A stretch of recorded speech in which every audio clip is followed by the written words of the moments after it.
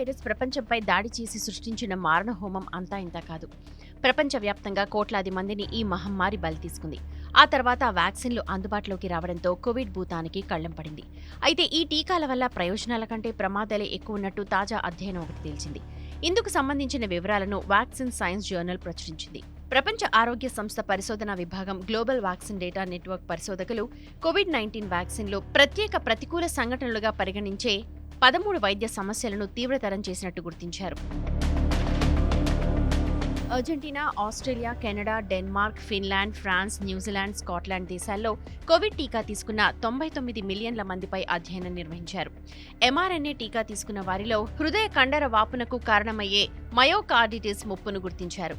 Pfizer, BioNTech, Moderna టీకాలు mRNA టీకాలే. ఈ టీకాలు 1, 2, 3 డోసులు తీసుకున్న వారిలో మయోకార్డిటిస్ కేసులను కనుగొన్నారు. రెండో మోతాదు తీసుకున్న తర్వాత అంచనా రేటుతో పోలిస్తే 6.1 రెట్లు ఎక్కువగా ఈ ముప్పు కనబడినట్టు గుర్తించారు.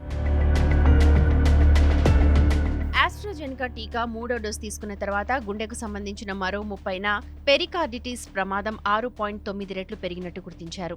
అలాగే మోడెర్నా టీకా మొదటి 4వ మోతాదు తీసుకున్న వారిలో వరుసగా 1.7 రెట్లు, 2.6 రెట్లు ఈ ప్రమాదం పెరిగినట్టు అధ్యయనం పేర్కొంది. అలాగే ఆస్ట్రాజెనెకా షాట్ తీసుకున్న వారు అరుదైన ఆటో ఇమ్యూన్ డిజార్డర్ అయిన విలియన్ బ్యారే సిండ్రోమ్ బారిన పడే ప్రమాదం ఎక్కువగా ఉన్నట్టు గుర్తించారు.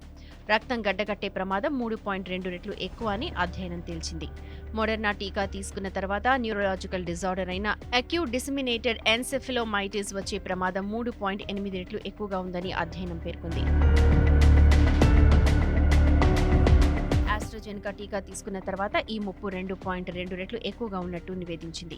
కరోనా టీకా వల్ల కలిగే ప్రయోజనాల కంటే ప్రమాదాలే ఎక్కువగా ఉన్నాయని నిపుణులు నొక్కి చెబుతున్నారు.